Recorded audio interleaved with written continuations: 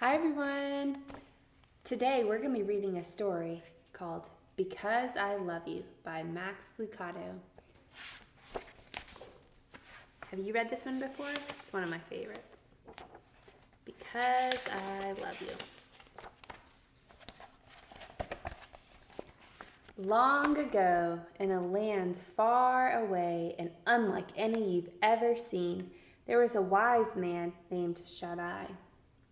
Shaddai was a large man with a tender heart. He had bright blue eyes and a long, thick beard. When he laughed, which is something he did often, his cheeks would lift until his eyes became half moons of joy. When he sang, which is something else he did often, everything stopped to listen. Tall aspen trees would bend.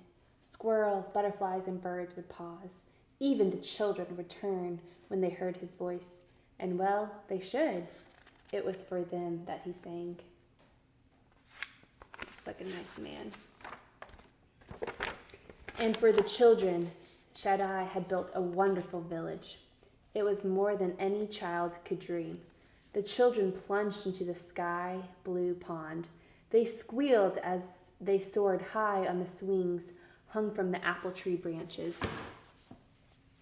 They scampered through the meadows and giggled in the orchards.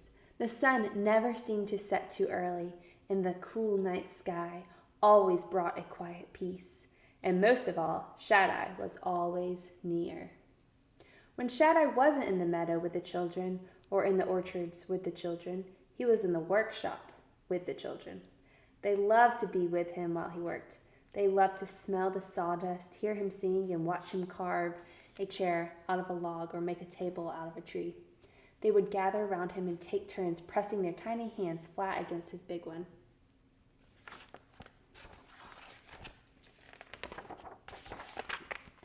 Every night, he would gather the children on the grassy meadow and tell them stories.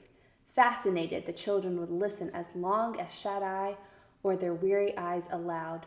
The children loved Shaddai, and Shaddai loved the children. He knew each one by name, and he knew everything about them. He knew Lucy's love of birds. He knew Roland's fear of darkness. He knew Daphne was friendly and Spencer was shy. He knew Paladin was curious. When one of them called his name, he dropped whatever he was doing and turned. His giant heart had 100 strings, each held by a different child, and Shaddai loved each one the same. That's why he built the wall.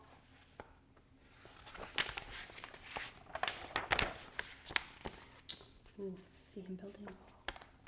The wall was a high stone fence surrounding the village. Shaddai had built it rock upon rock. The wall was so tall it stood high above Shaddai. Even if he stretched his arms as high as he could, he still couldn't touch the top of the wall. He spent days building it, and as he built, he did not sing. A deadly forest stood outside the village. As Shaddai built the fence, he would often pause and look into the shadows beyond. Cruel thorns and savage beasts and hidden pits filled the dark forest. It was no place for the children Shaddai loved. Beyond the wall is danger, he would tell the children in solemn tones. You were made for my village, not for that terrible land beyond. Stay with me. It's safe here. But in his heart, he knew it was only a matter of time. I wouldn't want to go over there. Seems kind of scary.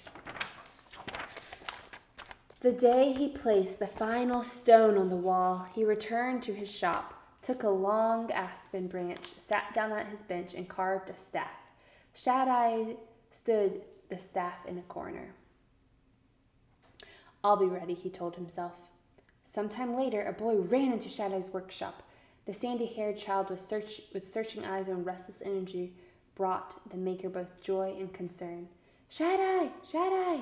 In one motion, the maker dropped his hammer and turned. What is it, Paladin? The boy spoke in spurts as he gasped for air. The wall! I found a hole. It's a big opening, sir. The boy's hand stretched to show the size. Someone could crawl through it. Let me see the hole right there.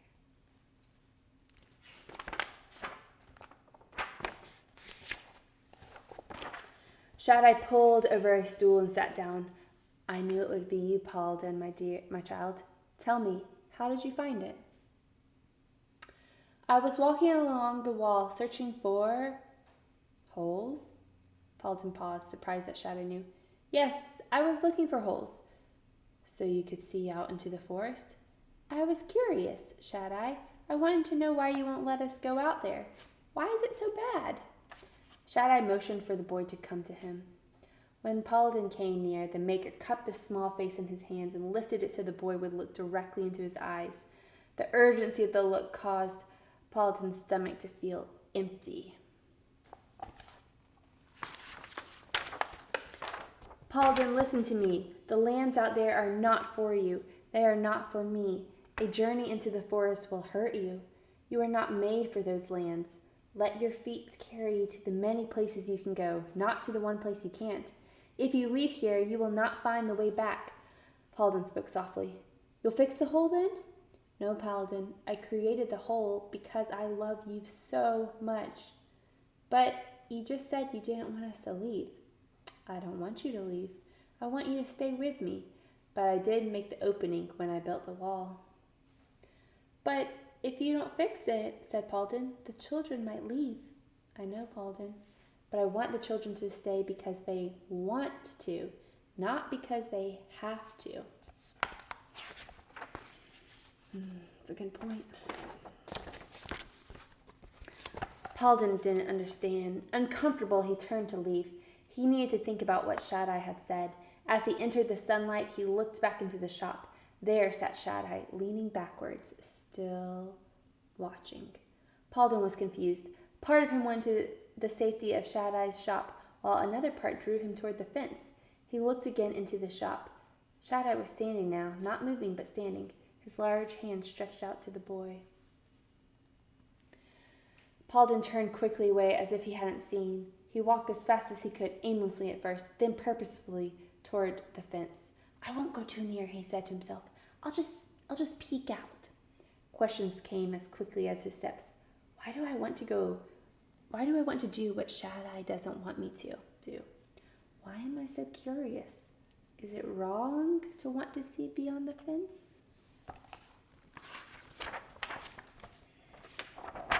By now, Paladin was at the hole. Without stopping to think, he lay on his stomach and squirmed through just far enough to stick his head out to the other side. I'll just take a quick look, he told himself. What could be wrong with that? Shaddai said he made the hole because he loved us. I wonder what he's keeping from me. As if his knees were moving on their own, Paladin crawled farther. Soon he was through the hole and on the outside of the wall. He rose slowly to his feet. For several moments he didn't move. He wondered if something would come out of the trees to hurt him. Nothing did. He relaxed his shoulders and sighed.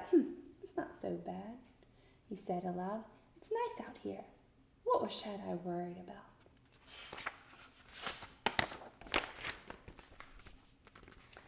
Paladin began walking into the forest. Twigs snapped beneath his bare feet. Sweet flowers scented the air. I don't see any scary creatures, he thought. The trees were so thick he could barely see the sky. Just a few steps into the woods, he said aloud, just to see what it's like. After a dozen more steps, he stopped. He liked the wilderness. Nothing to fear here. For the first time in his young life, he believed that Shaddai was wrong.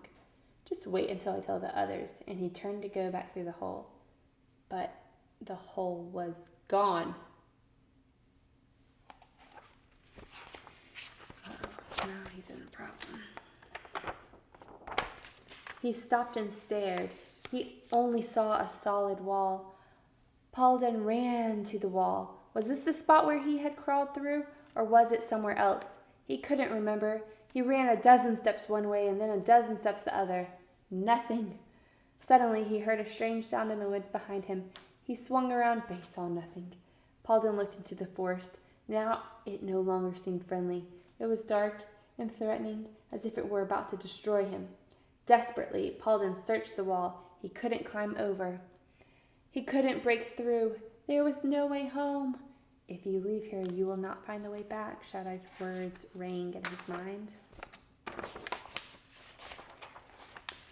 Oh, good. Shaddai. The boy's eyes were wide with fear. He sat on the ground and hugged his knees to his chest and began to cry. As Paulden huddled there, lonely and afraid, he remembered something else Shaddai had often said. I love you so much. Does he love me enough to come and find me? Wondered the boy. Will he hear me if I call to him? Shaddai, Shaddai, I'm so sorry I didn't listen to you. Please come help me. Paulden's plea had been heard by the one who loved him, even before it was spoken. For as the boy left Shaddai's workshop, the maker had watched him as long as he could. When Paulden was out of sight, Shaddai turned not to take up his work, but to remove his apron. He hung his tools on the wall. Then he reached the corner and took the staff, the one he'd carved after he finished the wall. Even before Paulden had reached the wall, Shaddai had left the shop. Even before Paulden had asked for help, Shaddai was on the way to give it. Even before the hole in the wall had closed, Shaddai had opened another. His strong hands pulled away the rocks until he could see into the forest. With his staff at his side, Shaddai crawled through the hole. He left the village he'd made and set out in search for his child. Oh, I'm so glad that he's on the way. He rescued him. He found him. The end. I really like that book. And I like that book because it makes me think about God, about how we can call to him. Our verse of the day is Jeremiah 33:3. Call to me and I will answer you and show you great and unsearchable things which you do not know. We can always call to God. All right, we have a special treat. We have Jeffrey the giraffe here today. What's up? Hi, everyone. It's great to be here with you, Miss May. Great to see you. Social elbow, high five. Woo! Good. What'd you do today? I ate breakfast, and I ate lunch, Yeah. and I ate a snack. A lot of eating today. You feel okay? I went to the bathroom, too. I bet with all that eating. Well, Jeffrey, how'd you like that story? That was a great story, Miss May. Cool. Can I ask you some questions about it? I want to hear what you think. Okay. Well, can you describe Shaddai to me? What was he like? He was a very nice man. He loved all those kids, but I was confused. He built a wall. He tried to keep those kids in. He did. We find out at the end that he did it because he loved them so much. Do you remember what would happen when Shaddai would laugh and sing? The kids would come and listen. The birds would lean and listen. It's like he was so loved by all the world. Do you think Shaddai symbolizes God in any ways? When I think of God, he seems very nice and loves us. And I'd like to think that God laughs and wants to spend time with us, just like Shaddai in the book. I think so too. Remember that village that I lived in? What was it like? They got a pond and they got to go swimming and they went diving in the water. It seemed like a very fun place. I know, it had so many great things about it. Look how happy they looked there. Hanging out with Shaddai, they got to work with him. They got to be with him all the time. I wish I lived there. Sounds like heaven. This, so we were talking about that wall that he built. It's kind of, at first, confusing. Do you have any thoughts on why Shaddai built a wall around the village? Well, it seemed like that forest was very scary and not safe. I wouldn't want to go in there. I think he was doing it to protect them. Oh, yeah. I think you're right about that. When people love us so much, they want to do things to protect us for our good and help us. But because they love us, they give us a choice. Hey, Jeffrey, what kind of rules do you have at your house? Well, my mommy and daddy, I have to ask permission if I want to watch a movie that might not be okay for my age. Like PG-13? It's a good thing to ask your parents about those things. And I have to go to bed at 8 o'clock every night. Okay. They say that's a rule. Yeah. What about turning on the oven and stove? I can do that when mommy's there or daddy's there. Yeah. So it sounds like in your house and in a lot of our houses, our parents that love us so much, they have healthy boundaries for us, saying, let's stay within these rules. You can, of course, cook when I'm next to you. I love for you to cook, but we're going to cook together when we turn on the hot stove. Things like that. Sounds like that's what the wall did too. God said, I built this wonderful place for you, and I'm gonna help protect us from some of the evil stuff outside of it. What was the forest like? Do you remember it? It was scary. Yeah. And there were thorns and noises from wild animals. Yeah, and danger. It was, I don't want to go there. I want to stay in the village. Yeah, I think you're right too.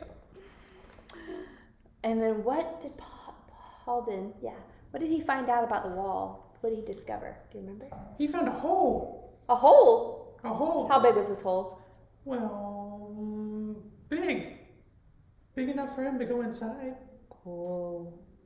Did Shaddai know about this mistake or this hole? Yeah, he said he left the hole there on purpose. On purpose? What in the world? Why?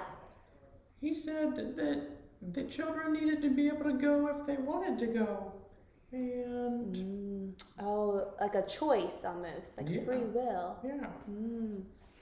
That does remind me of God. God did give us free will. It's always a choice to believe in God. It's always a choice to pray. It's a choice to listen to Him, to listen to God. It's a choice to obey. It's a choice to spend time with God and to love Him. But God promises when we call to Him, and He will answer us. So we can make a choice to call on Him.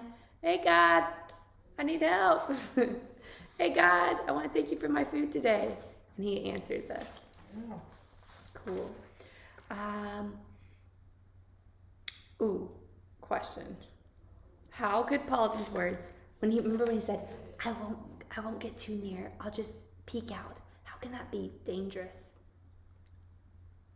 Sometimes we make a choice and then that leads to other choices and we think it's going to start out okay, but then things get worse and worse. Yeah, it's kind of like he had temptation in that time.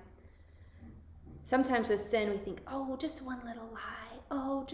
Let me just steal this one little thing, and then it keeps growing and growing. And without calling out to God, soon we're in trouble. And what do we do? What do we do? Well, our lesson for today is something that Paul did really well. When he was in trouble, he didn't just keep hiding there and suffering. He called out for God, and he knew that God was on His way. So when we mess up or sin, we don't have to hide from God. We actually call out to Him right away and say, I need to go to Him straight away. I need help on this. I messed up. Call my dad, right? Yeah, I always call out when I need help. Yeah. Have you messed up any recently? I mess up maybe 2 times a day. That's fun. Well, we can always call to God, and God can help rescue us from those things. Thanks for joining us for this story. You're welcome, Miss Meg. Bye, everybody. Bye. All right, guys, this is our memory verse for the week. Call to me, and I will answer you and show you great and unsearchable things which you do not know. God has surprises for us and mysteries, and He is so near. We're going to be working on a scripture song to this verse next week. Hope to see you then. Bye.